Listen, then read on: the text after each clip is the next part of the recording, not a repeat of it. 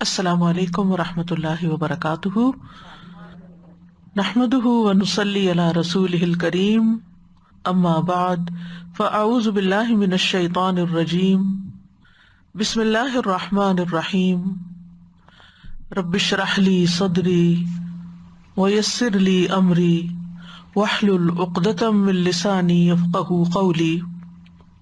لو أنزلنا هذا القرآن على جبل لرأيته خاشعا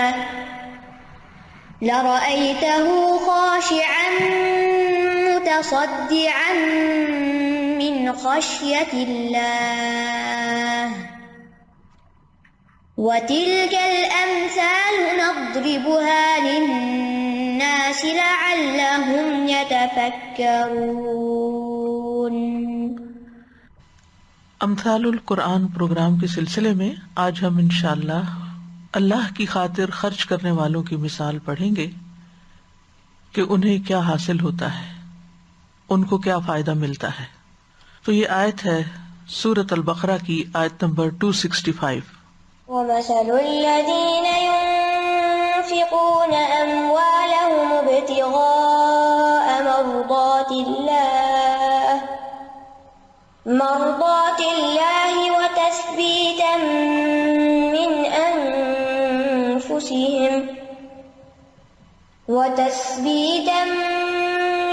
أنفسهم كمثل جنة بربوة أصابها وابل فآتت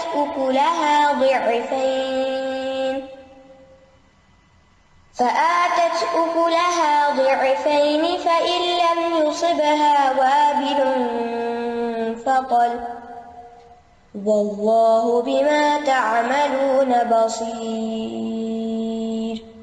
اور ان لوگوں کی مثال جو اپنے مال اللہ کی رضامندی چاہنے اور اپنے دلوں کے جماؤ کے ساتھ خرچ کرتے ہیں، اس باغ کی مثال کی طرح ہے جو اونچی جگہ پر واقع ہو، جسے تیز بارش پہنچے تو اپنا پھل دگنا لائے، پھر اگر اسے تیز بارش نہ بھی پہنچے تو پھوار ہی کافی ہوتی ہے، اور تم جو بھی عمل کرتے ہو اللہ اسے خوب دیکھنے والا ہے۔ یہاں خرچ کرنے کے بارے میں تیسری مثال بیان ہو رہی ہے، اور یہ انتہائی حیرت کی بات ہے کہ ایک ہی صفحے کے اندر، ایک ہی جگہ پر اوپر تلے اللہ سبحانہ وتعالی صدقے سے متعلق 4 مثالیں بیان کرتے ہیں، تاکہ ہم صدقے کی اہمیت اور اس کے فائدے کو سمجھیں، اور صحیح طور پر صدقہ نہ کرنے کے نقصان کو بھی سمجھیں، اور اچھے صدقے کے فوائد کو بھی سمجھیں، کیونکہ مثالیں بیان ہی اس لیے کی جاتی ہیں کہ بات پوری طرح سمجھ میں آ جائے، اچھی طرح واضح ہو جائے۔ جیسا کہ ہم جانتے ہیں کہ اس سے پیچھے ہم نے آیت نمبر 263 میں ان لوگوں کے بارے میں پڑھا کہ جو لوگ اپنے مال اللہ کے راستے میں خرچ کرتے ہیں، پھر وہ جو خرچ کرتے ہیں اس کے پیچھے نہ احسان جتاتے ہیں اور نہ تکلیف پہنچاتے ہیں، تو ان کا اجر ان کے رب کے پاس ہے، ان پر نہ کوئی خوف ہوگا نہ وہ غمگین ہوں گے۔ تو اس سے یہ پتہ چلتا ہے کہ خرچ کرنے کی 2 حالتیں ہیں۔ ایک وہ حالت ہے کہ جس میں انسان صدقہ کرنے کے بعد احسان جتاتا ہے اور تکلیف پہنچاتا ہے، اور دوسری وہ حالت ہے کہ جس میں انسان صدقہ کرنے کے بعد نہ احسان جتاتا ہے اور نہ ہی تکلیف دیتا ہے۔ تو خرچ کر کے احسان جتلانے اور تکلیف دینے والے کے برعکس اللہ کی خاطر، اللہ کی رضا کی خاطر دینے والے اور اللہ سے اجر چاہنے والے کی مثال یہاں پر بیان کی گئی ہے کہ جو مال وہ خرچ کرتا ہے اس کی مثال کچھ اس طرح ہے کہ فَمَثَلُهُ كَمَثَلِ صَفْوَانٍ عَلَيْهِ تُرَابٌ فَأَصَابَهُ وَابِلٌ، آخر تک۔ تو اللہ کی رضا کے لیے وہی خرچ کرتا ہے کہ جس کے دل میں پھر صرف ایک ہی شوق، ایک ہی مقصد اور ایک ہی نیت ہوتی ہے کہ مجھے اس کا اجر اللہ سبحانہ تعالیٰ سے ملے۔ قرآن مجید کا یہ اسلوب ہے کہ ایک چیز کے ذکر کے بعد اس کے بالمقابل چیز کا ذکر کیا جاتا ہے، کیونکہ قرآن کو مثانی بھی کہا گیا ہے۔ تو یہاں خرچ کرنے والوں کی تعریف بیان کی گئی ہے جو اخلاص کے ساتھ خرچ کرتے ہیں، جبکہ اس کے پچھلی آیت میں ان لوگوں کی بات کی گئی تھی کہ جو ریاکاری سے خرچ کرتے ہیں، دکھاوے کے لیے خرچ کرتے ہیں۔ قرآن مجید کا یہ ایک عمومی انداز ہے کہ اللہ سبحانہ وتعالیٰ جہاں جنت کا ذکر کرتے ہیں وہاں جہنم کا بھی ذکر کرتے ہیں، جہاں انعام یافتہ لوگوں کے انجام کی بات ہوتی ہے وہاں سزا یافتہ لوگوں کی بات بھی ہوتی ہے۔ تو آئیے ہم دیکھتے ہیں ذرا تفصیل سے کہ اس مثال کے الفاظ سے ہمیں کیا سبق ملتا ہے اور ان کے معنی کیا ہیں۔ سب سے پہلے وَمَثَلُ الَّذِينَ يُنْفِقُونَ أَمْوَالَهُمْ، وَمَثَلُ اور مثال یعنی وصف، حالت، الَّذِينَ ان لوگوں کی، کون لوگ؟ يُنْفِقُونَ جو خرچ کرتے ہیں، اور یہاں فعل مضارع استعمال ہو رہا ہے، یعنی کرتے رہتے ہیں، صرف ایک دفعہ انہوں نے خرچ نہیں کیا، انفقوا نہیں، بلکہ ينفقون جو بار بار خرچ کرتے ہیں۔ کیا خرچ کرتے ہیں؟ اموالہم اپنے مال۔ مال دو طرح کے ہوتے ہیں نا جو خرچ کیے جاتے ہیں، ایک وہ مال ہوتا ہے جو آپ اپنی محنت سے کماتے ہیں، یا آپ کے پاس وہ مال بطور وراثت آتا ہے، یا خاوند کی طرف سے بطور نفقہ آپ کو ملتا ہے کہ آپ اپنی ضروریات پہ خرچ کر سکیں، یا آپ کے والدین آپ کو دیتے ہیں، یا آپ کے رشتہ دار آپ کو دیتے ہیں، یا آپ کا کوئی دوست آپ کو بطور گفٹ دیتا ہے۔ تو یہ اموال جو ہیں یہ پھر آپ کی ملکیت ہو جاتے ہیں، تو یہ آپ کے مال بن جاتے ہیں۔ اور ایک وہ مال ہوتا ہے جو کسی کا ہوتا ہے، وہ آپ کے ہاتھ پہ رکھتا ہے کہ آپ اس کو اس کے بہاف پہ خرچ کر دیں، تو یہ اموالہم نہیں ہوتے، یہ کسی کا مال ہوتا ہے جو آپ اس کی نیابت کرتے ہوئے، اس کی مدد کرتے ہوئے، اس کے لیے کوئی راستہ تلاش کر کے آپ اس کو خرچ دیتے ہیں یا کہیں صدقہ کر دیتے ہیں۔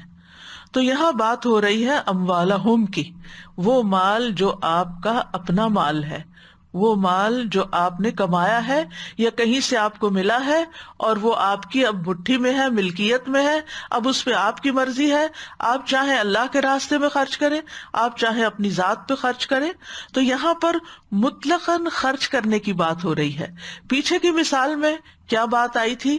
ينفقون اموالهم فی سبیل اللہ، کہ جو فی سبیل اللہ خرچ کرتے ہیں، اور یہاں پر بات ہو رہی ہے جو خرچ کرتے ہیں، یعنی چاہے خود پہ خرچ کرتے ہیں، اپنے اہل و عیال پہ خرچ کرتے ہیں، غریبوں پہ، فقیروں پہ، مساکین پہ، نیکی کے دیگر کاموں میں فی سبیل اللہ کہیں بھی خرچ کرتے ہیں، لیکن مال وہ ان کا اپنا ہوتا ہے۔ اور کیوں خرچ کرتے ہیں؟ ابتغاء مرضات اللہ، اللہ کی رضا چاہنے کے لیے، اللہ کی رضامندی کی تلاش میں۔ اس میں مفسرین نے ایک معنی یہ بیان کیا ہے کہ جب اللہ کی رضامندی کی تلاش میں خرچ کرتے ہیں تو اس سے مراد اہل دین میں سے جو لوگ اللہ کے راستے میں جہاد کرتے ہیں، جو لوگ اللہ کے راستے میں نکلتے ہیں، ان کی مدد میں خرچ کرتے ہیں۔ دوسرا، اطاعت کرنے والے مسلمانوں پہ خرچ کرتے ہیں، یعنی جو فرما بردار بندے ہیں اللہ کے، ان پر خرچ کرتے ہیں۔ عام طور پر آپ دیکھیں کہ جب آپ مال خرچ کرتے ہیں تو آپ اپنی دل کی رضامندی سے ہی کرتے ہیں، یعنی کوئی زبردستی نہیں کر سکتا آپ پر کہ آپ ضرور یہاں دیں۔ بعض اوقات ایسا ہوتا ہے کہ کوئی زبردستی کرتا ہے اور آپ بددلی سے کچھ نہ کچھ نکال دیتے ہیں، یعنی دل کی خوشی سے آپ نہیں کر رہے ہوتے، یا یہ کہ کوئی آپ سے چھین لے تو وہ اور بات ہے، یا کوئی جبرن زبردستی بلیک میل کر کے کسی نہ کسی طرح آپ سے ہتھیا لے۔ تو انسان جب بھی مال خرچ کرتا ہے تو اس کے دل میں کوئی نہ کوئی جذبہ یا خیال یا احساس ضرور ہوتا ہے کہ وہ کیوں کر رہا ہے، ایک سوچ ہوتی ہے۔ تو کبھی یہ سوچ ہوتی ہے کہ جس کو میں دے رہا ہوں وہ مجھے جواب میں عزت دے، تعریف دے، دعا دے، میری کیئر کرے، میرا بھی کوئی کام کر دے، میرے کام آئے، مجھے بھی فائدہ پہنچائے۔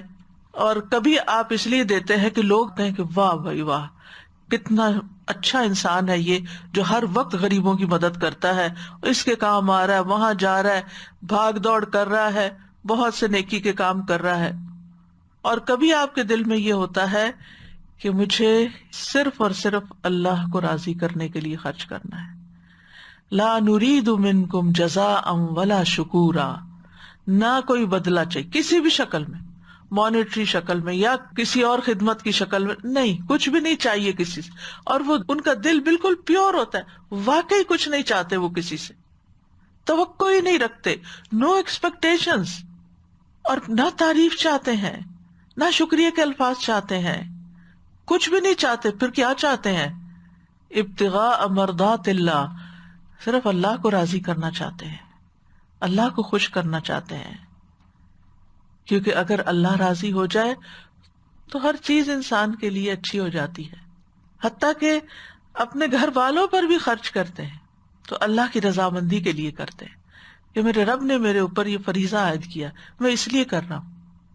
یعنی بعض اوقات جو بالکل کلوز سرکل میں انسان خرچ کرتا ہے نا، کبھی اپنے بچوں پہ یا اپنے شوہر پہ یا اپنے بہن بھائیوں پہ، تو اس کے بعد اگر وہ آپ کی بات نہ مانے یا آپ کے ساتھ حسن سلوک نہ کریں یا آپ سے بات نہ کریں یا آپ سے ملنا نہ چاہیں، بعض بہن بھائی ایسے بھی ہوتے ہیں نا کہ آپ ان کے لیے بہت کچھ کر رہے ہوتے ہیں اور وہ آپ کو کبھی یاد نہیں کرتے سوائے اس وقت کے جب ان کو آپ سے کوئی ضرورت ہوتی. تو پھر اس وقت آپ کا دل تنگ بھی ہوتا ہے، آپ سوچتے ہیں کہ یہ کیسے لوگ ہیں. یعنی آپ ان کا میسج دیکھتے ہی، ان کا نام دیکھتے ہی آپ کو اگر پھر کوئی ضرورت ہی ہوگی تو یاد کیا، ویسے تو یہ یاد کرنے والے نہیں. یعنی کچھ نہ کچھ دل میں، یا کوئی پاس بیٹھا ہو تو اس کو اونچا بول کے سنا دیتے ہیں یا کچھ نہیں. ایسا کچھ بھی نہیں. جب ایسے کوئی تکلیف والی بات دل میں آئے تو فوراً ہی کہتے ہیں کہ نہیں، میں نے تو یہ صرف اور صرف اللہ کی رضا کے لیے کیا، الا ابتغاء وجہ ربہ الاعلی، اپنے رب کا چہرہ چاہنے کے لیے کیا، مجھے تو کسی سے کچھ نہیں چاہیے. حتیٰ کہ اس کی کوئی کیئر، کوئی لونگ جیسچر، کچھ بھی نہیں، نتھنگ. وہ کچھ بھی نہیں کرتا اور اگر وہ ضرورت مند ہے تو میں پھر بھی کروں گا. اور دوسرا وَتَثْبِيتًا مِّنْ أَنفُسِهِمْ، اپنے نفس کی ثابت قدمی کے لیے. ایک معنی یہ کیا گیا کہ اپنے نفسوں کو یقین کی قوت پر اور دین کی مدد میں ثابت قدم رکھنے کے لیے، یعنی ہمارا مزید یقین بڑھتا جائے. اور تثبیت کا معنی تثبت بھی لیا گیا ہے، یعنی ثابت قدم رہنا. جیسے اللہ تعالیٰ کا فرمان ہے وَلَوْ أَنَّهُمْ فَعَلُوا مَا يُوعَظُونَ بِهِ لَكَانَ خَيْرًا لَهُمْ وَأَشَدَّ تَثْبِيتًا، اگر وہ واقعی اس پر عمل کرتے جو انہیں نصیحت کی جاتی ہے تو یہ ان کے لیے بہتر اور زیادہ ثابت قدم رکھنے والا ہوتا. یعنی جب انسان نیکی کا کوئی کام کرتا ہے تو اس کے نتیجے میں اس کو ثابت قدمی حاصل ہوتی ہے، وہ دین پر اور جم جاتا ہے، وہ دین کے راستے پر اور خوشی کے ساتھ چلتا چلا جاتا ہے. یعنی ہر نیکی ایک اور نیکی کو دعوت دیتی ہے، ایک نیکی دوسری نیکی کا راستہ کھول دیتی. ایک نیکی کرنے کے بعد دل کے اندر سے ایک جھجک نکل جاتی ہے اور انسان کے اندر ایک بہادری آتی ہے اور انسان اگلا قدم اٹھا لیتا ہے. نیکی کرنے کے بعد، صدقہ کرنے کے بعد آپ کے اندر جو خوشی آتی ہے وہ آپ کو مزید پختہ کرتی ہے کہ یہ میں نے جو کیا صحیح کیا اور آئندہ بھی کروں گا. تو وہ صدقہ دینے میں بھی ثابت قدم رہتے ہیں، دیتے چلے جاتے ہیں، یعنی صدقے پر جماؤ اختیار کرتے ہیں. ایک دفعہ صدقہ دینے سے ان کو مزید صدقہ دینے پر اطمینان نصیب ہوتا ہے اور صدقہ دیتے ہوئے مطمئن ہوتے ہیں کہ ہم اچھا کام کر رہے ہیں. شرح صدر کے ساتھ دیتے ہیں، خوش دلی کے ساتھ دیتے ہیں، دل کے اطمینان کے ساتھ دیتے ہیں کہ ہم کوئی غلط کام نہیں کر رہے. کیونکہ آپ دیکھیے جب بھی آپ نیکی کرتے ہیں نا تو اس میں کئی قسم کی نفس کے اندر سے رکاوٹیں آ جاتی ہیں. پتہ نہیں یہاں لگتا بھی ہے یا نہیں، پتہ نہیں یہ ڈیزرونگ بھی ہے یا نہیں، پتہ نہیں یہ صحیح کام کرے گا بھی یا نہیں، کہیں یہ میرے پیسے کھا تو نہیں لے گا جو بیچ والا بندہ جس کے ذریعے آپ دے رہے ہیں. یعنی 100 طرح کے وہم اور 100 طرح کی باتیں آپ کے ذہن میں آتی ہیں، لیکن آپ ان سب کو ایک طرف کر کے آگے بڑھ جاتے ہیں جس سے آپ اپنے فیصلے پر ثابت قدم رہتے ہیں. ایک معنی یہ بھی کیا گیا کہ صدقات دینے میں تحقیق کرنے والے ہیں، یعنی وہ سوچ سمجھ کے دیتے ہیں کہ کہاں دے، کہاں زیادہ منافع ملے گا، کہاں خرچ کرنا زیادہ بہتر ہے. پھر یہ کہ اللہ سے اجر کی نیت کرتے ہیں. ابن عباس نے اس کا یہ معنی بیان کیا، یعنی اللہ کے ہاں اپنے نفسوں کے لیے اجر کی نیت کرتے ہوئے دیتے ہیں. ایک معنی یہ ہے کہ دل کی خوشی سے مال کی زکوٰۃ دینے والے ہیں کیونکہ انہیں ثواب کا یقین ہوتا ہے اور وہ اللہ کے وعدے کی تصدیق کرتے ہیں. وہ جانتے ہیں کہ جو زکوٰۃ وہ نکال رہے ہیں وہ ان کے لیے اس مال سے بہتر ہے جو وہ اپنے پاس چھوڑ رہے ہیں. یعنی ایک وہ جو اپنے پاس انہوں نے رکھا اور ایک وہ جو نکالا، تو وہ سوچتے ہیں کہ یہ بہتر ہے جو نکال رہا ہوں اس سے جو میرے پاس رہ گیا. جیسے کہ وہ ایک حدیث میں بھی آتا ہے نا کہ نبی صلی اللہ علیہ وسلم کے گھر میں بکری ذبح ہوئی تو آپ نے پوچھا کیا کچھ بچا، تو انہوں نے کہا ہاں دستی کا گوشت بچا، تو آپ نے فرمایا کہ نہیں وہ جو تم نے دے دیا وہ بچا ہے. تو نعم البدل کا یقین ہوتا ہے ان کو کہ اللہ سبحانہ وتعالیٰ اس کا بدلہ دے گا. اسی طرح ایک معنی یہ بھی کیا گیا ہے کہ وہ اللہ کی اطاعت پر قائم رہنے کے لیے اپنے نفسوں کو تیار کرتے ہیں، اور یہ معنی بھی کیا گیا کہ خود کا محاسبہ کرتے ہوئے خرچ کرتے ہیں، یعنی اپنے گناہوں پہ نظر رکھتے ہیں، اپنی غلطیوں کا کفارہ دینے کے لیے صدقہ کرتے ہیں. اسی طرح بہت سوچ بچار نہیں کرتے اور ثواب پہ شک نہیں کرتے، یعنی ثواب کی تصدیق، تثبیت بمعنی تصدیق اور یقین، یعنی وہ تصدیق کرتے ہیں کہ واقعی یہ سچی بات ہے کہ اللہ کے راستے میں دینے سے فائدہ ملتا ہے، اور پورا پورا یقین رکھتے ہوئے دیتے ہیں. یعنی پہلے اپنے دل کو جماتے ہیں، تسلی دیتے ہیں، پھر خرچ کرتے ہیں، اور پھر ثواب میں شک نہیں کرتے. اصل میں خرچ کرنے میں دو بڑی رکاوٹیں آتی ہیں نا. ایک یہ ہوتا ہے کہ انسان متردد ہوتا ہے یا ثواب میں شک و شبہ ہوتا ہے، دوں کہ نہ دوں، اتنا دوں یا اتنا دوں، وہ جو ڈاواں ڈول ہونے والی کیفیت ہے. اور دوسرا یہ ہے کہ پتہ نہیں اس پہ ثواب ہوگا کہ نہیں، یہاں دینے کا کچھ فائدہ ہوگا کہ نہیں. تو یہ جو نفس کی رکاوٹیں ہیں اندر ہی کے انسان کے، بعض اوقات باہر سے بھی لوگ مل جاتے ہیں رکاوٹ ڈالنے والے، وہ آپ کو طرح طرح کے مشورے دیتے ہیں کہ آپ ریاکاری کر رہے ہیں، آپ اپنے بچوں کو بھی دیکھیں، آپ فلاں چیز بھی دیکھیں، آپ اپنا ہاتھ روک کے رکھیں. تو ایسے میں وہ ان رکاوٹوں کو ایک طرف رکھتے ہوئے اللہ کے راستے میں کھلے دل سے یقین کے ساتھ دیتے ہیں، تصدیق اور پوری تسلی کے ساتھ. منافق کا دل تنگ ہوتا ہے، منافق دل کی تنگی کے ساتھ خرچ کرتا ہے، ناپسندیدگی کے ساتھ خرچ کرتا ہے، کیونکہ وہ ثواب کی نیت سے نہیں کر رہا ہوتا. سورۃ توبہ میں آتا ہے وَلَا يُنْفِقُونَ إِلَّا وَهُمْ كَارِهُونَ، وہ خرچ نہیں کرتے مگر اس حال میں کہ ناخوش ہوتے ہیں، خرچ کر کے خوش نہیں ہوتے، اس کو چٹی سمجھتے ہیں، اپنے اوپر تاوان سمجھتے ہیں. کیونکہ جس کو اجر کا یقین ہو وہ مال دینے میں تردد نہیں کرتا، یعنی جس کو یہ پتا ہو کہ اس $1 کے بدلے مجھے 700 ملنے والے، وہ کیسے پیچھے رہ سکتا ہے. دنیا میں بھی اللہ تعالیٰ اس کو بڑھاتے ہیں، آگے آ رہا ہے. اسی لیے ہم دیکھتے ہیں کہ بعض اسلاف کے بارے میں یہ پتا چلتا ہے کہ وہ رات کے اندھیرے میں صدقہ کرتے تھے کہ کسی کو بھی نہیں پتا چلے. وہ چپکے سے لوگوں کے دروازوں پہ جا کے کچھ نہ کچھ رکھ آتے تھے تاکہ جب صبح وہ اٹھے تو انہیں یہ بھی نہ پتا ہو کہ یہ لایا کون ہے، وہ گیس بھی نہ کر سکے، اندازہ بھی نہ کر سکے، کیونکہ ان کو یہ یقین ہے کہ ہم نے اللہ کے لیے دیا. ہمیں یہ بھی نہیں پتا کہ اس گھر کے اندر رہتا کون ہے، یہ پتا ہے کہ یہ غریبوں کی بستی ہے، یہ ضرورت مند لوگ ہی رہتے ہیں اس علاقے میں، کیونکہ ان کو یہ یقین ہے کہ جب ہم نے اللہ کی خاطر دے دیا، اخلاص کے ساتھ دے دیا، تو اگر وہ نان ڈیزرونگ کے پاس بھی چلا گیا تو اجر کہیں نہیں جاتا. وہ آپ کو یاد ہوگی حدیث، رسول اللہ صلی اللہ علیہ وسلم نے فرمایا کہ ایک شخص نے کہا کہ مجھے آج رات ضرور صدقہ دینا ہے، چنانچہ وہ اپنا صدقہ لے کے نکلا اور ناواقفی سے ایک چور کے ہاتھ میں رکھ دیا. صبح ہوئی تو لوگوں نے کہنا شروع کیا آج رات کسی نے چور کو صدقہ دے دیا. اس شخص نے کہا اللہ تمام تعریف تیرے ہی لیے ہے، آج رات بھی میں ضرور صدقہ کروں گا. چنانچہ وہ دوبارہ صدقہ لے کے نکلا تو ایک فاحشہ کے ہاتھ میں رکھ دیا. جب صبح ہوئی تو لوگوں میں چرچا ہوا کہ آج رات کسی نے فاحشہ عورت کو صدقہ دیا ہے. اس شخص نے پھر کہا کہ اللہ تمام تعریف تیرے ہی لیے ہے، میں زانیہ کو اپنا صدقہ دے آیا، اچھا میں آج رات پھر صدقہ کروں گا. پھر وہ صدقہ لے کے نکلا تو کسی مالدار کو دے آیا، کیونکہ اندھیرے میں دے رہا، اس زمانے میں اسٹریٹ لائٹس تو نہیں ہوتی تھی کہ پتہ چلے حال حلیے سے بھی کوئی ضرورت مند ہے یا نہیں، بس جو ملا راستے میں اس کو پکڑا دیا. صبح ہوئی تو لوگوں نے کہا آج رات کسی نے مالدار کو صدقہ دے دیا. اس شخص نے کہا اللہ ہم تیرے ہی لیے ہیں، میں اپنا صدقہ لا علمی سے چور، فاحشہ اور مالدار کو دے آیا ہوں. تو اللہ تعالیٰ کی طرف سے اس کو بتایا گیا کہ جہاں تک چور کے ہاتھ میں صدقہ دینے کا سوال ہے تو اس میں امکان ہے کہ وہ چوری سے رک جائے، کہ میں لوگوں کا مال چھینتا ہوں، اور کچھ لوگ ایسے ہیں کہ جو خاموشی سے دینے والے. اسی طرح فاحشہ کو صدقہ کا مل جانا، اس بات کا امکان ہے کہ وہ زنا سے رک جائے، کہ وہ پیسوں کی خاطر زنا کرتی ہے تو اس کو اللہ نے ایسے دیا تو وہ غلط کام چھوڑ دے. اور مالدار کے ہاتھ میں دینے کا کیا مطلب ہے کہ اسے عبرت ہو کہ جو اللہ نے اسے دیا ہے وہ بھی خرچ کرے، وہ صرف لینے والا ہی نہ ہو، دینے والا بھی ہو۔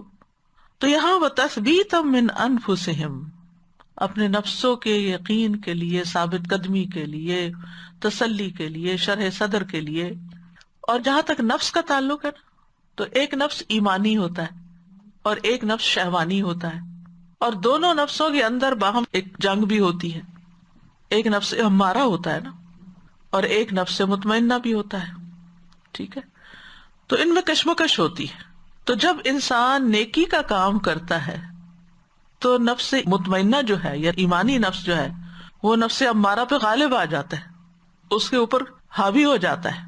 اس طرح انسان کو ثابت قدمی نصیب ہو جاتی ہے، پھر انسان اپنی خواہشات کے آگے پھسلتا نہیں ہے، وہ سیلف کنٹرول جانتا ہوتا ہے۔ اور یہ نیکی کرنے کے بعد ہی پتہ چلتا ہے انسان کو کہ کس دل کے ساتھ کی ہے اس نے۔ ویسے بھی ہم دیکھتے ہیں کہ کچھ اللہ کے بندے ایسے ہوتے ہیں جو دینے کے بعد بھی ڈرتے رہتے ہیں، جیسے سورۃ المومنون میں آتا ہے نا، والذین یؤتون ما آتوا وقلوبهم وجلة انہم الی ربہم راجعون اولئک یسارعون فی الخیرات وہم لہا سابقون۔ وہ لوگ جو اللہ کی راہ میں دیتے ہیں جو بھی دیں اور ان کے دل ڈرنے والے ہوتے ہیں کہ یقیناً وہ اپنے رب ہی کی طرف لوٹنے والے ہیں، یہ لوگ ہیں جو نیک کاموں میں جلدی کرتے ہیں اور یہی ان کی طرف آگے نکلنے والے ہیں۔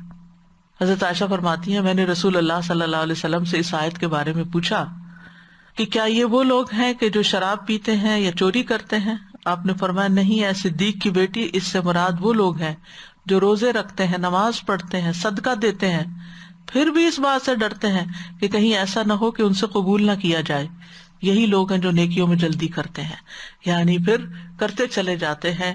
اس طرح ان کے اندر ایک ثبات پیدا ہوتا ہے، جماؤ پیدا ہوتا ہے کہ پتہ نہیں پہلے کا کیا سٹیٹس ہے، ایکسپٹ ہوا یا نہیں، تھوڑا اور کر لو، تھوڑا اور کر لو، مزید کر لو، مزید کر لو، کوئی تو قبول ہو جائے گا۔ تو ایسے لوگوں کی مثال کس طرح ہے؟ کمثل جنت بربوۃ، ایک باغ کی طرح ہے جو اونچی مقام پر ہو۔ جنت کہتے ہیں اس زمین کو جس میں اتنی کثرت سے درخت ہو کہ وہ زمین کو ڈھانپ لیں، یا وہ باغ جس کے چاروں طرف باڑ ہو اور باڑ کی وجہ سے باغ نظروں سے پوشیدہ ہو جائے۔ اصل میں چھپی ہوئی جگہ کو کہتے ہیں، جن سے ماخوذ ہے، جن فلما جن علیہ اللیل، جب اس پہ رات چھا گئی، اور جن اس مخلوق کا نام ہے جو نظر نہیں آتی۔ پیٹ کے بچے کو بھی جنین کہتے ہیں، دیوانگی کو جنون کہتے ہیں کہ اس عقل پہ پردہ پڑ جاتا ہے۔ تو جنت کو بھی جنت اس لیے کہتے ہیں کہ وہ چھپی ہوئی ہے۔ تو ایک ایسا باغ ہے جو بہت ہی گھنا اور بہت زیادہ تھک قسم کا، اور ہے بھی کہاں؟ بربوتن، بلند جگہ پر۔ ربا یربو کا مطلب ہوتا ہے کسی چیز کا زیادہ ہونا، بڑھ جانا، اونچا ہو جانا، ہائی ہو جانا۔ تو ہائی لینڈ ہے وہ، ہائی لینڈ فارمز۔ تو ربا کے بارے میں ایک قول یہی ہے کہ اس کی زمین اونچی ہو اور برابر جگہ ہو، یعنی زمین اونچی ہو لیکن ہموار ہو، دوسری زمین کے مقابلے میں وہ اونچی جگہ پر ہو۔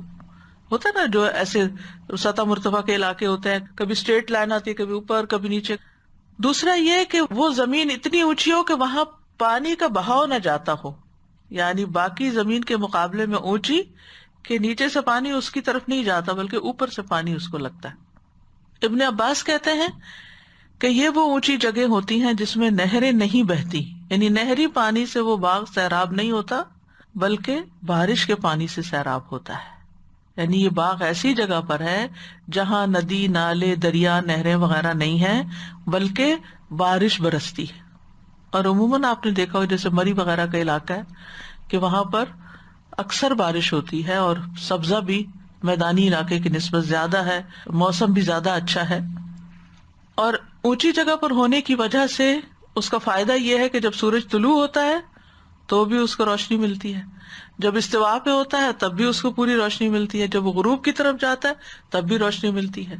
جیسے آپ کسی ہائی رائز بلڈنگ میں دیکھیں، جو سب سے اوپر والی فلور ہوگی یا جو اوپر کے حصے ہوں گے اس میں ہر طرف سے آپ کو سورج نظر آئے گا۔ اس کا فائدہ پھر کیا ہوتا ہے ہر طرف سے سورج کی شعاعیں پڑنے کا؟ کہ وہ باغ زیادہ بہتر پھل لاتا ہے، زیادہ بہتر پیداوار لاتا ہے۔ یعنی آپ سوچئے کہ ایسا درخت یا ایسا باغ کہ جسے ایک مناسب مقدار میں چاروں طرف سے روشنی ملتی ہے. اگر آپ کو کبھی کسی آرچرڈ میں کسی باغ میں جانے کا اتفاق ہوا تو آپ دیکھیں گے اگر پھل لگے ہوئے ہوں کہ جس طرف سورج کی روشنی زیادہ بہتر آتی ہے اس طرف پھل زیادہ ہوتا ہے, اس طرف اس کا جھکاؤ زیادہ ہوتا ہے, اور جہاں یا جس ایریا میں یا جیسے نیچے کے حصے میں روشنی نہیں پڑتی تو وہاں پر پھل جو ہے وہ اس طرح کا نہیں ہوتا. جیسے قرآن مجید میں بھی آتا ہے نا زیتون کے درخت کے بارے میں سورۃ نور میں, شجرۃ مبارکۃ زیتونۃ لا شرقیۃ ولا غربیہ, یعنی جس پہ سورج کی روشنی ہر وقت پڑتی ہے. اور ویسے بھی آپ دیکھیں کہ جو ہائی لینڈز ہوتے ہیں ان پر جو چیزیں اگتی ہیں ان کا ذائقہ, ان کا رنگ, ان کی خوشبو مختلف ہی ہوتی. آپ دیکھیں کہ جو چائے ہے, چائے کو میدانی علاقوں میں نہیں بویا جاتا, اونچی جگہوں پہ بویا جاتا ہے اور ان کی خوشبو زیادہ ہوتی. جتنی زیادہ ہائی جگہ ہوتی ہیں اتنی بہتر اگتی ہے. اسی طرح وہ ہنی جو پہاڑی علاقوں سے آتی ہے جہاں پر نیچرل گروتھ ہوتی ہے درختوں کی, پودوں کی, وہ زیادہ فائدہ مند ہوتی ہے. تو ایسا باغ جو اونچی جگہ پر ہو, کمثل جنت بربوۃ اصابها وابل, اس کو تیز بارش پہنچے. وابل کہتے ہیں زوردار بارش کو یا زیادہ بارش کو. فآتت اکلہا ضعفین, تو وہ دے اپنے پھل دگنے. اکل سے مراد یہاں فروٹس ہیں, یہاں سمر کا لفظ استعمال نہیں ہوا بلکہ اکل کا ہوا ہے, یعنی جو کھانے کے قابل ہوتے ہیں, اچھے پھل, عمدہ پھل کی طرف اشارہ ہے. ضعفین دگنا, یعنی ضعفین کا معنی دو گنا بھی کیا گیا ہے اور کثرت بھی کی گئی. یعنی ایک تو یہ کہ جو نارملی اس جیسے درخت پر پھل لگتا ہے زمین پہ, صرف اتنا نہیں بلکہ اس سے ڈبل کے معنوں میں.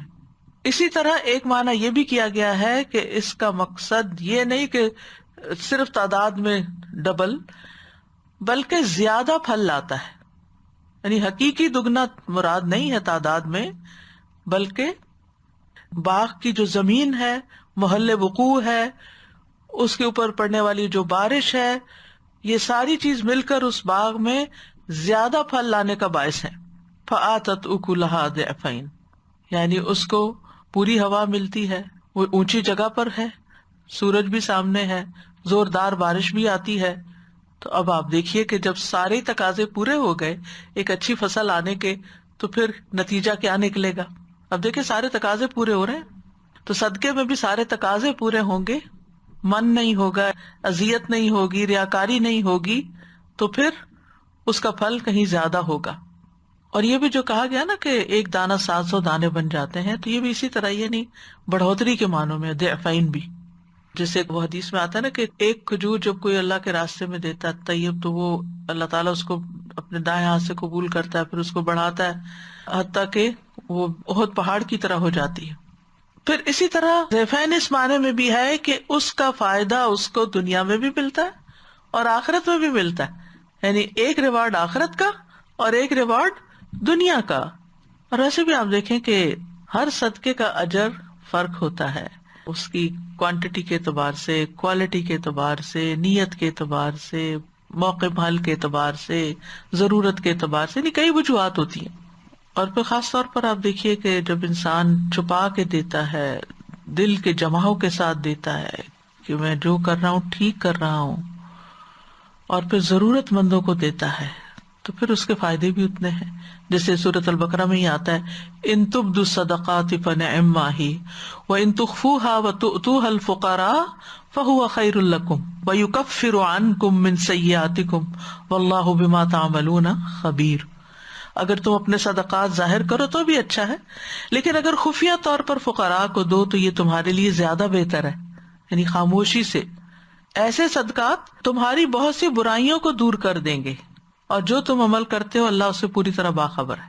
یعنی اجر بھی ملے گا اور اس کے ساتھ ساتھ برائیاں بھی دور ہوں گی, اخلاقی برائیاں دور ہوں گی, برائیوں کے برے نتائج دور ہوں گے, یعنی ملٹیپل فائدے ہوں گے. ضعفین فَإِن لَّمْ يُصِبْهَا وَابِلٌ فَطَلٌّ, پھر اگر اس کو تیز بارش نہ بھی پہنچے تو تل ہی کافی ہے. تل کا ایک مطلب ہے پھوار, بوندا باندی, شبنم بھی کہتے ہیں اس کو. یعنی الطل احد المطرین عرب کہتے ہیں، یعنی پھوار دو بارشوں میں سے ایک بارش ہے، یعنی ایک تیز بارش بہت غزیر اور ایک بالکل ہلکی پھلکی جیسے فلریز پڑ رہی ہوتی، اور ایک طوفان آتا ہے برف کا۔ تو اگرچہ زیادہ بارش کے زیادہ فائدے ہیں، لیکن وہ زمین اتنی اچھی ہے، وہ موقع محل اتنا اچھا ہے کہ وہاں اگر بہت بارش نہ بھی آئے اور ہلکی پھلکی بوندا باندی ہو جائے یا رات کو شبنم بھی پڑ جائے تو وہ بھی اس کے لیے کافی ہو جاتی ہے۔ اس سے اگرچہ پیداوار کم آتی ہے اس کے مقابلے میں جتنی تیز بارش سے آتی ہے، لیکن پھر بھی فائدہ حاصل ہوتا ہے۔ تو اب آپ دیکھیے کتنی خوبصورت مثال ہے، باغ کا تو سوچ کے انسان خوش ہو جاتا ہے۔ باغ ہے، اس کے پھل ہیں، پھر بارش ہے، پھر اونچا علاقہ ہے، اور یہ ساری چیزیں مل کے ماحول کو اتنی خوبصورتی دے رہے ہیں۔ تو یہاں پر آپ دیکھیے کہ اس مثال میں اللہ تعالیٰ انسان کو باغ سے تشبیہ دیتے ہیں، یعنی باغ کیا ہے؟ انسان۔ خلوص نیت کیا ہے؟ باغ کا محل وقوع کہ کہاں وہ واقع ہے، اس کی جو زرخیزی ہے یا اونچا علاقہ ہے۔ اور مال کی زیادتی اور کمی کو بارش اور شبنم سے تشبیہ دی گئی ہے۔ زیادہ مال ہوگا تو تیز بارش ہے اور زیادہ فائدہ ملے گا، کم مال ہے تو شبنم ہے، اس کا بھی فائدہ ملے گا، اور خلوص نیت ہے تو یہ زمین کی زرخیزی ہے، اس سے زیادہ پیداوار نکلے گی، زیادہ اجر ملے گا۔ واللہ یضاعف لمن یشاء، اور یہ انسان پر ہے کہ وہ کیسا باغ بنتا ہے۔ یعنی جس طرح سارے اسباب کے اکٹھا ہونے کی وجہ سے پیداوار زیادہ ہوتی ہے، اسی طرح جس صدقے کے ساتھ ساری کنڈیشنز پوری ہو جائیں اس کا اجر و ثواب بھی زیادہ ہوتا ہے۔ زیادہ نیکی کریں گے تو زیادہ فائدہ ہے، کم کریں گے تو کم فائدہ ہے۔ زیادہ نیکی تیز بارش کی طرح ہے، کم نیکی پھوار کی طرح ہے، تھوڑا تھوڑا اکا دکا۔ اب آپ دیکھیں نا، ایک ہوتا ہے کہ آپ ایک بھاری بڑی اماؤنٹ دیتے ہیں، وہ تیز بارش کی طرح کٹھی ہے، وہ ڈھیر ہے کسی چیز کا۔ اور ایک یہ ہے کہ جیسے بارش کے قطرے ایک ایک ایک ایک ایک، تھوڑا سا یہاں تھوڑا وہاں، تھوڑا تھوڑا تھوڑا تھوڑا، تو اس سے آپ امیجن کریں، تھوڑی بارش ہوتی ہے تو تھوڑی جگہ بھیگتی ہے، تھوڑا فائدہ لوگوں کو پہنچتا ہے، زیادہ ہوتا ہے تو پھر زیادہ اس سے بڑے بڑے کام ہو جاتے ہیں۔ اسی طرح یہ بھی کہا گیا ہے کہ یہاں پر مقربین اور اصحاب الیمین کی مثال بھی بیان ہوئی ہے، یعنی تیز بارش کی مثال مقربین کی ہے، سابقون الاولون کی ہے، اور دوسری مثال اصحاب الیمین کی ہے۔ سابقون وہ ہوتے ہیں جب وہ نیکی کی کوئی جگہ دیکھتے ہیں تو کسی سے مشورے وغیرہ اور لمبی چوڑی تحقیقیں نہیں کرتے، بس یہ پتا چلتا ہے کہ واقعی ہے یہ ڈیزرونگ، یہاں کرنا چاہیے، جیسے حضرت عثمان رضی اللہ عنہ، جیسے حضرت عبد الرحمن بن عوف رضی اللہ عنہ، جب انہیں پتا چلا کہ غزوہ تبوک جیش الاسرہ ہے، اسباب کی کمی ہے، سفر بہت لمبا ہے، تو انہوں نے زیادہ سے زیادہ جو ممکن تھا دیا۔ حضرت ابوبکر نے کیا کیا، حضرت عمر نے کیا کیا، تو یہ سابقون ہے نا، ان کو جنت کی بشارتیں ہیں دنیا میں، عشرہ مبشرہ میں سے ہیں۔ تو انہوں نے کیا کیا، حضرت ابوبکر نے سارا مال دے دیا، حضرت عمر نے آدھا دے دیا، حضرت عبد الرحمن بن عوف اور حضرت عثمان رضی اللہ عنہ نے بھی، یعنی ایک نے درہم دیے اور نے دینار دیے۔ تو یہ تیز بارش والے لوگ ہیں، مقربین۔ پھر اسی طرح وہ لوگ بھی جو الذین ينفقون اموالهم باللیل والنہار سرا وعلانیہ فلہم اجرہم عند ربہم ولا خوف علیہم ولا ہم یحزنون، جو لوگ اپنے مال رات اور دن چھپے اور کھلے خرچ کرتے رہتے ہیں، ان کے لیے ان کا اجر ان کے رب کے پاس ہے، اور ان پر نہ کوئی خوف ہے اور نہ وہ غمگین ہوں گے۔ یعنی کوئی موقع ہاتھ سے جانے ہی نہیں دیتے، جہاں پتہ چلتا ہے دینے کی سوچتے، بس دیتے ہی چلے جاتے، کھلے ہاتھوں والے ہوتے ہیں۔ پھر اسی طرح یہ وہ لوگ ہوتے ہیں جن کے پاس خود بہت زیادہ نہیں بھی ہوتا، اس کا یہ مطلب نہیں کہ وہ بہت امیر ہوتے ہیں لہذا وہ ہر وقت دیتے ہیں، تھوڑا بھی ہوتا ہے اس میں سے بھی نکالتے رہتے ہیں۔ وَيُؤْثِرُونَ عَلَىٰ أَنفُسِهِمْ وَلَوْ كَانَ بِهِمْ خَصَاصَةٌ، جو اپنی ذات پر دوسروں کو ترجیح دیتے ہیں خواہ انہیں سخت ضرورت ہو، یعنی خود کو بھی ضرورت ہے لیکن دوسرے کو کھلا دیتے ہیں، دوسرے کو دے دیتے ہیں۔ تو اس میں آپ دیکھیے کہ نیکی کرنے والوں کو بھی درجات ہیں نا، منہم سابقٌ بالخیرات بإذن اللہ ومنہم مقتصد، کوئی دوڑ لگا رہے ہوتے ہیں نیکیوں میں، اور کوئی درمیانی چال چل رہے ہوتے ہیں، اور کوئی ظالم بھی ہوتے ہیں اپنی جان پہ ظلم کرنے والے. واللہ بما تعملون بصیر، اور اللہ ساتھ اس کے جو تم عمل کرتے ہو خوب دیکھنے والا ہے. یعنی اللہ تعالیٰ تمہارے خرچ کرنے کی نوعیت کو جانتا ہے. وہ جانتا ہے کون اخلاص کے ساتھ اللہ کی رضا کے لیے، اللہ کی خوشنودی کے لیے دے رہا ہے، کون دکھاوے کے لیے دے رہا ہے، کس کے اندر نفاق ہے، کون دینے کے بعد احسان جتاتا ہے، کون شہرت کے لیے دے رہا ہے. اسی طرح یہ جو نا بما تعملون، یہاں آپ دیکھیے جار مجرور پھر مقدم ہے، اور یہ بصیر سے متعلق ہے تاکہ حصر کا فائدہ دے. جو بھی تم عمل کرتے ہو، یعنی ویسے اللہ تعالیٰ سارے اعمال کو دیکھتا ہے، لیکن وہ جو تم نے خاص صدقہ کیا نا، خاص اس کی رضا کے لیے اپنی ضرورت سے کاٹ کے دیا، اس کو بھی دیکھ رہا ہے. ہر چیز اس کے سامنے ہے.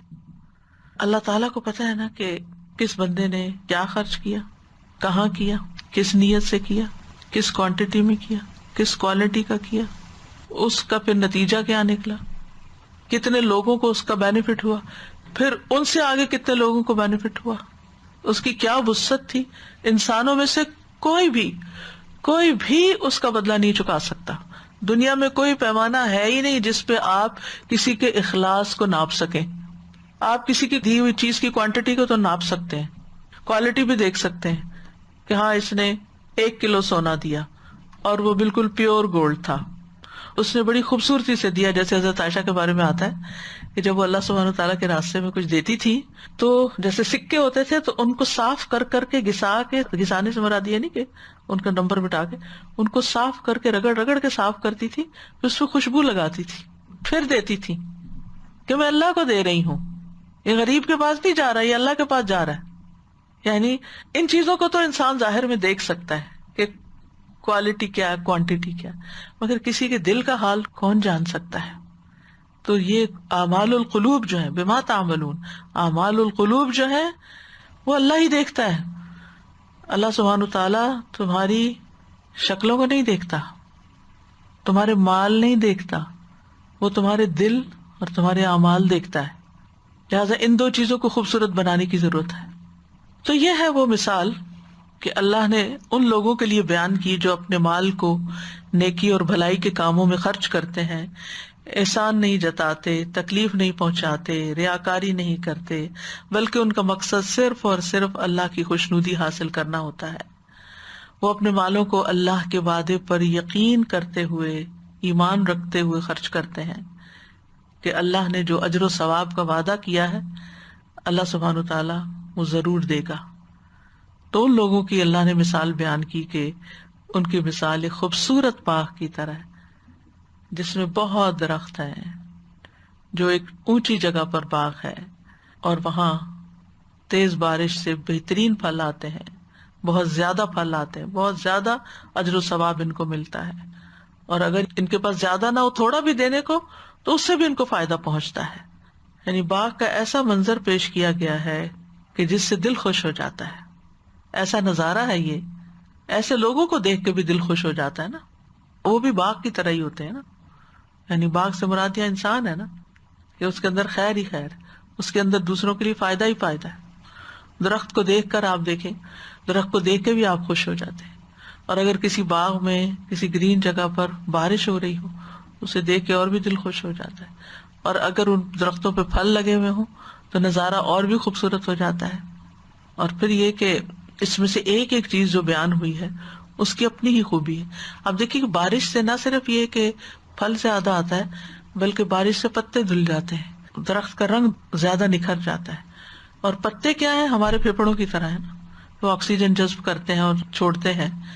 تو وہ زندگی کا سامان ہے، یعنی درخت کے لیے ایک زندگی کا سامان رکھتے ہیں. اس سے اور زیادہ خیر پھوٹتی ہے. یعنی اس کی ایک ایک چیز جو ہے اس کے اندر ایک خوبصورتی ہے. تو انسان کو ایسا ہی باغ ہونا چاہیے.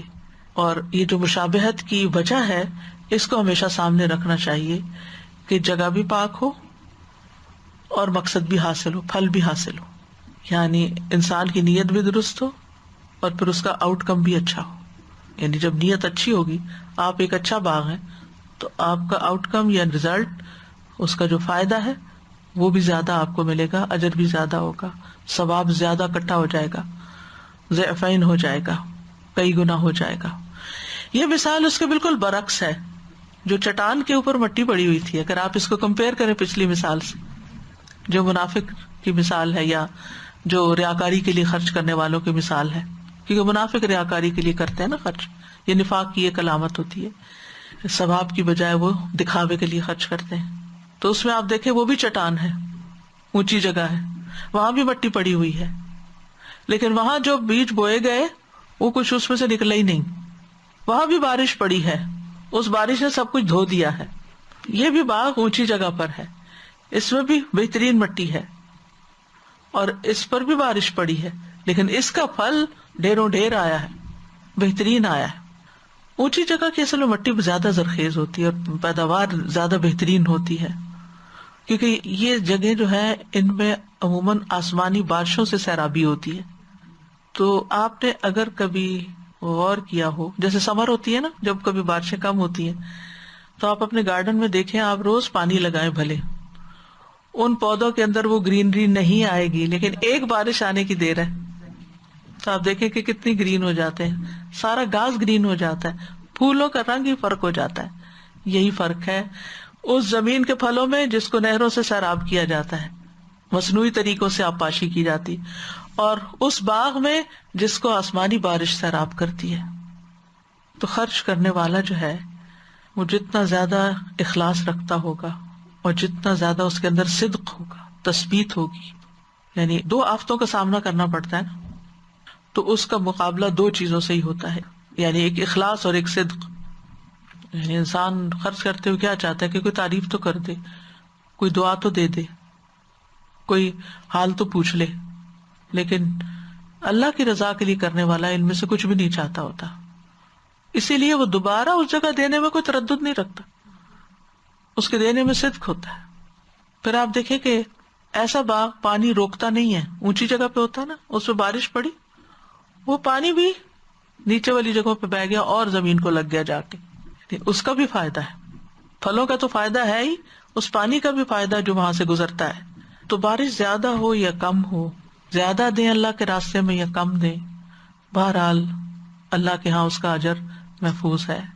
ابن قیم کہتے ہیں کہ اس آیت میں ان نیک لوگوں کا حال ہے جو خرچ کرتے ہیں، ایسے لوگوں کے اللہ کے ہاں مختلف درجات ہیں، کچھ لوگ زوردار بارش والے درجات میں ہیں اور یہ سب سے اونچے درجات ہیں۔ یہ وہ لوگ ہیں جو رات دن چھپا کر ظاہر کر کے اپنے مال خرچ کرتے ہیں، اگرچہ خود فاقہ ہی کیوں نہ کر رہے ہوں، اپنے اوپر دوسروں کو ترجیح دیتے ہیں۔ اور کچھ بوندا باندی والے لوگ ہیں جو بیانہ روی پہ چلتے ہیں۔ اللہ نے دونوں قسم کے لوگوں کو، ان کی حالت کو، ان کے اعمال کو ایسے باغ سے تشبیہ دی ہے جو ٹیلے پہ ہے، اور ان کے بہت زیادہ خرچ کرنے کو زوردار بارش اور بوندا باندی کے ساتھ تشبیہ دی، جیسا کہ دونوں بارشوں میں سے ہر ایک بارش باغ کے پھل اور دوسری کھیتیوں کو کئی گنا بڑھانے کا سبب بنتی ہے۔ تو اسی طرح جو خرچ کرتے ہیں، تھوڑا ہو یا زیادہ، جب اللہ کی رضا اور صدق کے ساتھ کرتے ہیں تو یہ اللہ تعالیٰ کے ہاں بہت بڑھ جاتے ہیں۔ یعنی ان کا مال جو ہے نا وہ بارش کی طرح نا، تو وہ بارش ان درختوں کو پہنچی اور پھیل کے دور دور میدانی علاقوں میں چلی، یعنی جس کاز کے لیے خرچ کر رہے تھے، کسی ایک شخص کو دے رہے ہوتے ہیں، ایک جگہ پر وہ پلانٹ کر رہے ہوتے ہیں، لیکن وہ صرف وہاں نہیں رہتا، ملٹی پلائی ہوتا، صدقہ جاریہ بن جاتا ہے۔ اسی طرح یہ ہے کہ جس طرح کھیت اور باغ ایک جیسے نہیں ہوتے، اسی طرح سب لوگ ایک جیسے نہیں ہوتے اور سب کا صدقہ ایک جیسا نہیں ہوتا، اور ایک ہی انسان ہوتا ہے لیکن اس کا مختلف اوقات میں دیا ہوا صدقہ مختلف نیت اور دل کے احساس کے ساتھ ہوتا ہے، یعنی دل کے جذبات فرق ہوتے ہیں۔ تو جیسے جذبات ہوں گے، جیسا خیال ہوگا، جیسا احساس ہوگا، جیسا یقین ہوگا، ویسا ہی پھل ملے گا۔ تو اس مثال سے جو باتیں ہمیں پتہ چلتی ہیں وہ یہ کہ نمبر 1، ہمیں صدقات اللہ کی رضا کے لیے خرچ کرنے چاہیے، ریاکاری اور شہرت کی خاطر نہیں خرچ کرنا چاہیے۔ حدیث میں آتا ہے اللہ سبحانہ وتعالیٰ صرف وہ عمل قبول کرتا ہے جو اخلاص کے ساتھ کیا جائے، خالص ہو، اور اس کے کرنے سے خالص اس کا ہی چہرہ مقصود ہو۔ الذی یؤتی مالہ یتزکی وما لأحد عنده من نعمت تجزی الا ابتغاء وجہ ربہ الاعلی ولسوف یرضی، جو اپنا مال اس لیے دیتا ہے کہ پاک ہو جائے، حالانکہ اس کے ہاں کسی کا کوئی احسان نہیں کہ اس کا بدلہ دینا ہے اس کو، یعنی بدلے کے طور پہ نہیں کہ اس نے مجھے دیا تھا، جیسے ہمارے یہاں رسم و رواج ہوتے ہیں، بچہ پیدا ہوا تو کسی نے کچھ دیا تھا، اب اس کے ہاں ہوا تو واپس دینا ہی دینا ہے، یا شادی کے موقع پر ایکسچینج ہوا، ان چیزوں کی بات نہیں ہو رہی، بات ہو رہی ہے خالصتاً اللہ کی خاطر دینے کی، جس میں واپسی کی کوئی توقع نہ رکھی جائے، نہ کسی کے احسان کا بدلہ دیا جائے۔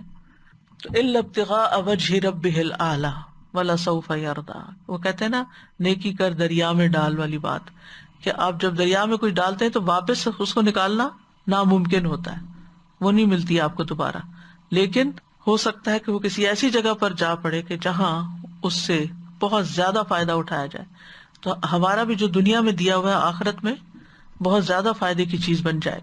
پھر یہ درجات کی بلندی کا ذریعہ بھی بنتا ہے نا، جتنے جتنے آپ کام اچھے کرتے جاتے ہیں ویسے ویسے اللہ کے ہاں آپ کے درجے بڑھتے جاتے ہیں۔ پھر یہ کہ اللہ کی خاطر خرچ کرنے پر ایمان کی حلاوت، ثابت قدمی، اطمینان قلب، شرح صدر نصیب ہوتا ہے۔ جب اخلاص آتا ہے نا، مرضات اللہ آتا ہے تو تثبیت بھی آ جاتی ہے۔ اور یہ بات تو مجھے بہت ہی اچھی لگی امام ابن تیمیہ کی، اس میں بڑا سبق ہے ہم سب خواتین کے لیے۔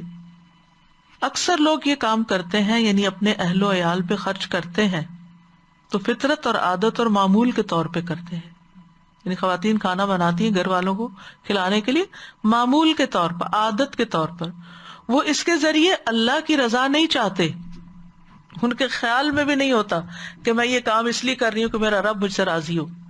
اور خصوصاً اگر عورت کماتی بھی ہو اور میاں نہ کماتا ہو اور اس کو گھر میں خرچ کرنا پڑ جائے، ان میں سے کوئی بھی مسکین اور مسافر اور اس طرح کے کسی اور حقدار پر اللہ تعالیٰ کا چہرہ چاہنے کے لیے تھوڑا سا خرچ کرتا ہے تو وہ ایمان اور عبادت کی لذت پا لیتا ہے، یعنی صرف ایک ہیبیچول طور پہ نہیں۔ دیکھیے جو ہمارے کام ہوتے ہیں نا ان کے 3 درجے ہوتے ہیں، ایک ہوتا ہے ہمارا ہیبیچول، عادتاً، بھئی مجھے عادت ہے یہ کرنے کی، میں جب بھی کچھ بناتی ہوں مجھے ہمسایوں کو دینا ہی ہوتا ہے، عادت ہے میری، بھائی عادت ہے، تھوڑا سا اوپر آ جاؤ۔ پھر وہ ریچول سمجھ کے دیتے ہیں، کچھ لوگ نیکسٹ لیول پہ دیتے ہیں، بھئی اس لیے دیتی ہوں کہ نبی صلی اللہ علیہ وسلم نے فرمایا تھا کہ اپنے ہمسائے کا خیال رکھو، ٹھیک ہے، یہ کیا ہوا، ریچول ہو گیا، پہلا ہیبیچول تھا، دوسرا ریچول ہو گیا، بھئی اس سے بھی آگے چلو، اور وہ کیا ہے، پورے کانشیس کے ساتھ ابتغاء مرضات اللہ، صرف اللہ کی رضا چاہنے کے لیے۔ ورنہ کیا ہوگا، عادتاً جب ہم کچھ کرتے ہیں نا تو پھر ہم چاہتے ہیں ہمیں واپس بھی ملے، ریچول جب ہم کچھ کرتے ہیں تو پھر ہم کہتے ہیں کہ اس کا کچھ نتیجہ بھی آئے سامنے۔ جب ابتغاء مرضات اللہ ہو گیا، بس دے دیا، اللہ تو راضی ہو جا۔ کیا ہوتا ہے کہ آپ مثلاً اگر خاتون کوئی کماتی ہو اور وہ گھر میں فروٹ بھی لے آئے یا کوئی کھانا ہی پکا کے دے یا آرڈر ہی کر لے اپنے خرچے پر، تو پھر وہ کھلا کے کیا ایکسپیکٹ کرتی ہے کہ اب یہ بچے میری بات مانے، میں ان کو باہر لے کے گئی تھی، یہ شوہر میری ہر بات مانے کیونکہ میں اس پہ خرچ کر رہی ہوں، یہ مرضات اللہ نہیں ہے۔ اور یہی تکلیفیں بھی زیادہ ہوتی ہیں نا، وہی ہر وقت نظر بھی آتے ہیں اور وہی آپ سے اختلاف بھی کر رہے ہوتے ہیں اور وہی آپ کے ساتھ روڈ بھی بعض اوقات ہو جاتے ہیں۔ باہر والے تو پھر سنبھل کے بات کرتے ہیں نا، آپ باہر والے کسی کو دیتے ہیں تو وہ اسمائل کرے گا، دعا دے گا، شکریہ کہے گا، تعریف کرے گا، کسی اور کے یہاں مینشن کرے گا، بڑی بات ہو جائے گی تو آپ بھی خوش ہو جائیں گے۔ نہیں بھائی، یہ مقصود نہیں ہونا چاہیے سب کچھ۔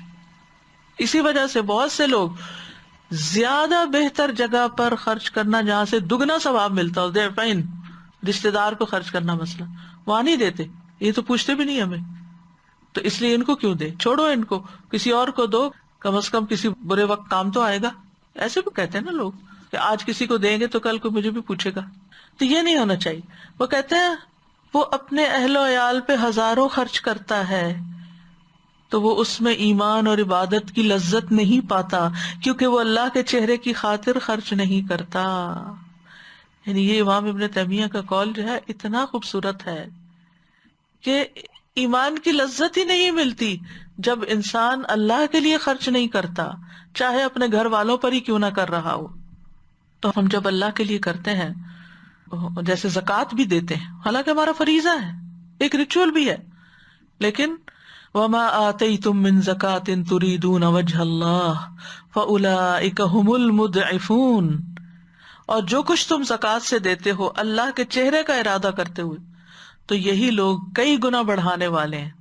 دو لوگ زکوٰۃ دے رہے ہیں، ایک نے اس لیے دی کہ ریچول زکوٰۃ سال کے بعد نکالنی، ایک نے کہا نہیں اللہ کے چہرے کی خاطر دیں، اللہ کو خوش کرنے کے لیے دینی ہے. ہو سکتا ہے اس کی اماؤنٹ زیادہ ہو، اس کی اماؤنٹ کم ہو، لیکن اس کا اجر کہیں زیادہ ہوگا اس کی نسبت. یہ جذبات سے، اندر کے اخلاص سے فرق پڑ گیا درجوں میں. زکوٰۃ دیتے ہوئے تو کبھی سوچتے ہی نہیں، اگر یہ تو فرض ہے، نماز پڑھیں فرض ہے، بس ہیبیچول نہیں ریچول نیکسٹ لیول پہ آئے. اس کو بھی آپ دوبارہ کر لینا کہ اللہ وہ سب بھی میں نے تیری خاطر دیا. ٹھیک ہے، پتہ نہیں ہوتا، ہمیں علم نہیں ہوتا، تو اس وجہ سے پھر ہم وہ اولون سابقون میں نہیں جا پاتے نا. والذین اوتوا العلم درجات، جن لوگوں کو علم دیا گیا ان کے لیے درجوں کی بلندی ہے، کیونکہ ان پہ کھلتے جاتے ہیں نا، ایک ایک لیئر اترتی جاتی ہے. اچھا اور بھی آگے، اس سے بھی بہتر ہے، اس سے بھی اچھا ہے، اور کیا کریں اور کیا سوچیں. رسول اللہ صلی اللہ علیہ وسلم نے فرمایا جو شخص اللہ کا چہرہ چاہنے کے لیے صدقہ کرے، یعنی اللہ کے دیدار کی خاطر، اور اسی پر اس کا اختتام، اس کی نیت بدلے نہیں، وہ جنت میں داخل ہوگا. پھر اسی طرح ایسے لوگوں پر ظلم نہیں کیا جائے گا، ایسے لوگ فلاح پانے والے. یہ سب قرآن کی آیتوں سے میں جملے نکال رہی ہوں. حتیٰ کہ اگر کوئی اپنی بیوی کے منہ میں لقمہ دیتا ہے جیسے حدیث میں آتا ہے تو اس کا بھی اس کو اجر ملتا ہے، حالانکہ وہ اس کے اوپر فرض ہے، وہ اس کا ریچول بھی ہے. پھر اسی طرح جو بھی کام کرے، یعنی افراد کو دے یا پروجیکٹس پہ خرچ کرے، جیسے کوئی مسجد بنوا رہا ہے، کوئی کنواں کھدوا رہا ہے، کوئی بھی چیز، تو اللہ سبحانہ وتعالیٰ اس کا اجر دے گا. دوسرا یہ کہ اجر و ثواب کی نیت اور دل کی خوشی سے خرچ کرے. دوسری اہم بات یہاں سے کیا پتہ چلی، تثبیتم من انفسہم، دل کی خوشی سے خرچ کرنا. نبی صلی اللہ علیہ وسلم نے فرمایا اللہ کا تقوی اختیار کرو، اپنی 5 نمازیں ادا کرو، اپنے 1 مہینے کے روزے رکھو، اور دل کی خوشی سے مال کی زکوٰۃ دو. دل کی خوشی سے، یہ نہ سوچو اوہ پتہ ہی چلتا سال ہی گزر جاتا ہے پھر زکوٰۃ سر پہ آ گئی ہے، یہ باتیں مت کرو. فرمایا اور دل کی خوشی سے اپنے مال کی زکوٰۃ ادا کرو اور اپنے امیر کی اطاعت کرو، تم اپنے رب کی جنت میں داخل ہو جاؤ گے. پھر اسی طرح جس نے یہ 3 کام کیے وہ ایمان کا مزہ چکھ لے گا، جس میں سے ایک کام ہے اپنے دل کی خوشی کے ساتھ زکوٰۃ ادا کی جو ہر سال اس پہ فرض ہوتی ہے. اچھا کچھ لوگ، اللہ تعالیٰ ہم سب پہ رحم کرے، کچھ لوگ کہتے ہیں یہ زیور میں نے اپنی بیٹی کو دینا ہے لہٰذا اس پہ میں زکوٰۃ نہیں دے رہی، حالانکہ وہ ہے ابھی آپ ہی کے اپنے پاس. یہ فلاں کام میں بچے کی فیس رکھی ہوئی ہے، اس پہ میں نے نہیں دینا کیونکہ یہ میری ضرورت کا ہے. یہ فلاں ایسا، یہ فلاں، زکوٰۃ ہی نہیں دینا چاہتے، ہیلے بہانوں سے زکوٰۃ کو ٹال دیتے ہیں. تو دل کی خوشی سے، اچھا بعض اوقات زیور ہی نہیں رکھتے، زکوٰۃ دینی پڑے گی، یعنی کہ کیوں بھاگتے ہیں زکوٰۃ دینے سے، یہ نہیں پتا کہ اس کا اجر کتنا بڑا ہے. ایمان کی حلاوت نصیب ہوتی ہے جب انسان اللہ کی خاطر زکوٰۃ نکالتا ہے، فرض ادا کر رہا ہے، لیکن ایک ٹھنڈک اور ایک سکون. کیوں ہمارے دلوں سے خوشی اور وہ سب کچھ نکل گیا، دلوں کے اندر وہ ایمان کی حلاوت نہیں ہے، ایک ویکیوم سا ہے، ایک بے چینی، ایک پریشانی ہے، کیونکہ یہ 2 شرائط نہیں پوری ہو رہی نا. تو کرنے کے کام کیا ہے؟ نمبر 1، ہر کام اللہ کی رضا کے لیے کریں، خصوصاً مال کا خرچ کرنا. ایسے عبادت کریں جیسے آپ اللہ کو دیکھ رہے ہوں، کسی سے نہ شکریہ چاہیں، نہ دعا چاہیں، نہ تعریف چاہیں، نہ جزا چاہیں، نہ بدلہ چاہیں، کچھ بھی نہ چاہیں. ابن تیمیہ کہتے ہیں اخلاص کو سچا ثابت کرنے والے جن پر احسان کرتے ہیں وہ نہ تو ان سے دعا طلب کرتے ہیں، نہ تعریف طلب کرتے ہیں، نہ اس کے علاوہ کچھ اور چاہتے ہیں، کیونکہ یہ بھی بدلہ لینے کا ارادہ ہوتا ہے. دعا بھی احسان کے بدلے کی ایک قسم ہے کہ آپ دعا دیجیے ہمیں، اور بعضوں کو دوسرے کو مجبور کرتے ہیں. تو کیا کرنا چاہیے؟ آخرت کے ثواب کے لیے، اللہ کی رضا کے لیے. آپ یوں سوچا کریں یہ سب میں وہاں کا ایک بینک بنایا ہوا میں نے، اور اس میں سب کچھ ڈپازٹ کر رہی ہوں، اور کل کو جا کے کیش کرنا ہے جب سب سے زیادہ ضرورت ہوگی، جب کسی اور نے کچھ نہیں دینا. تو آخرت کو سامنے رکھ کر اور جہنم سے بچنے کے لیے، کیونکہ خواتین کو خصوصاً نبی صلی اللہ علیہ وسلم نے جو صدقے کی تلقین کی تھی وہ اسی لیے کی تھی کہ تمہاری اکثریت میں نے جہنم میں دیکھی ہے، لہٰذا صدقہ کیا کرو، خواہ اپنے زیور سے ہی کیوں نہ کرو، یعنی اور کچھ نہیں دینے کو تو اپنا زیور نکالو، جو تمہاری اپنی ملکیت ہے. اللہ سبحانہ وتعالی ہمیں اخلاص عطا فرمائے اور دل کا جماع عطا فرمائے. اللہم اجعل عملی کلہ صالحا واجعلہ لوجہک خالصا ولا تجعل لأحد فیہ شیئا. اللہم وفقنا لما تحب وترضى. رب اوزعنی ان اشکر نعمتک التی انعمت علی وعلی والدی وان اعمل صالحا ترضاہ وان اعمل صالحا ترضاہ وان اعمل صالحا ترضاہ وادخلنی برحمتک فی عبادک الصالحین. اللہم انی اعوذ برضاک من سخطک وبمعافاتک من عقوبتک واعوذ بک منک لا احصی ثناء علیک انت کما اثنیت علی نفسک. لو أنزلنا هذا القرآن على جبل لرأيته خاشعا متصدعا من خشية الله وتلك الأمثال نضربها للناس لعلهم يتفكرون. استاذہ میں یہ سوچ رہی تھی کہ ابھی ہم اپنا باغ لگاتے ہیں نا، کبھی باہر پودے لگائے ہوں تو ایک کھیرا بھی اگائے تو جو شور ہوتا ہے گھر میں کہ ماشاء اللہ پھل آگے، ایک بیچ سے ایک آئے تو ادھر تو اللہ سبحانہ و تعالیٰ پتہ نہیں کتنے درجے ہاں اس سے بھی زیادہ سبحان اللہ. اور دوسرا یہ کہ رب ارحمہما کما ربیانی صغیرہ، ہم نے اپنے ابو جان کو یہ جیسے آپ باتیں کر رہی تھی تو میں ان کو امیجن کر سکتی تھی کہ ان کی خوشی کسی دوسرے کے لیے کام کرے. نیتوں کا کسی کو نہیں پتا، انشاءاللہ باذن اللہ اللہ سبحانہ تعالیٰ کے لیے ان کی نیت ہو اور ان کے درجے بلند ہو، لیکن ہم نے اپنی زندگی میں ان کو دوسروں کے لیے کام کرتے ہوئے اتنی خوشی دیکھی جتنی اپنے لیے ان کو اتنی خوشی نہیں ہوتی تھی. الحمدللہ رب العالمین. اللہ کی توفیق. آمین. اور اللہ سبحانہ وتعالیٰ ہمیں بھی توفیق دے کہ ہم اس طرح کام کر سکیں جیسے انہوں نے کیے. مہاجرین اور انصار کی مثال سب سے زیادہ خوبصورت ہے کہ وہ کس طرح ایک دوسرے کے لیے بچھکے تھے. ان کے دل دیکھیں کتنے بڑے تھے کہ انہوں نے رسول اللہ صلی اللہ علیہ وسلم کی فرما برداری میں اپنے آپ کو، اپنی جانیں کیا، مال کیا، بیوی، مطلب ان کو کہا تھا کہ بھئی آپ میں ایک لے لیں، ان کو آفر کیا تھا کہ ایک بیوی آپ لے لیں.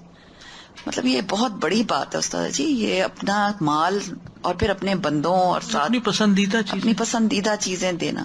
اور اسی طرح پھر لن تنالوا البر جب آیت اتری تھی تو اس وقت بھی ان لوگوں نے اپنے باغ اللہ تعالیٰ کی خاطر دے دیے، گھوڑا تھا، جو ایگزامپلس ہم نے پڑھی ماشاءاللہ، ان کو دیکھتے ہوئے وہ پھر اللہ کی خاطر خالص. اور وہ تب تو رسول اللہ صلی اللہ علیہ وسلم سامنے تھے اور ان کے سامنے جا کے دیتے بھی، پیش بھی کرتے تھے، اور وہ پھر آگے جہاں پہ بھی وہ خرچ کریں. سبحان اللہ.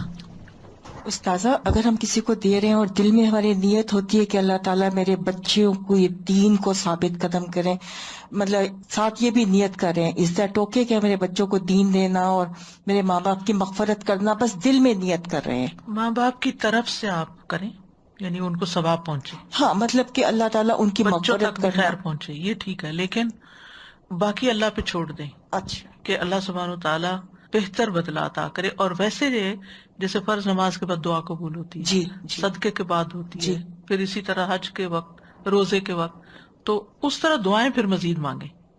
تو دیتے ہوئے مطلب دل میں یہی کوئی رکھیں کہ اللہ جی، کی رضا ہو، صرف اللہ کی ثواب رضا. ہو. اللہ تعالیٰ معاف کر دے جو کر چکے ہیں، کیونکہ یہی سوچتے رہے کہ اللہ تعالیٰ بچوں کو دین دے دیں، یہ دے دیں، تو یہ ایسا کچھ نہیں سوچنا چاہیے، وہ ویسے دعا مانگتے مطلب ٹھیک ہے. اچھا استاذہ جیسے most of us we don't earn right, ہم لوگ کے ہسبینڈ نے ہم لوگ کو الحمدللہ اللہ کی رحمت سے اجازت دی بھی ہوتی ہے کہ آپ خرچ کریں، جہاں دینا دیں، تو جب انہوں نے آپ کے ہاتھ پہ رکھ دیا نا، وہ آپ کا ہو گیا. اچھا اب والا ہو گیا وہ، کیونکہ اب آپ کو اس میں سے کرنے کی اجازت ہے، جیسے آپ اپنے مال میں سے کریں. جیسے جوائنٹ اکاؤنٹ ہے تو آپ جو مرضی.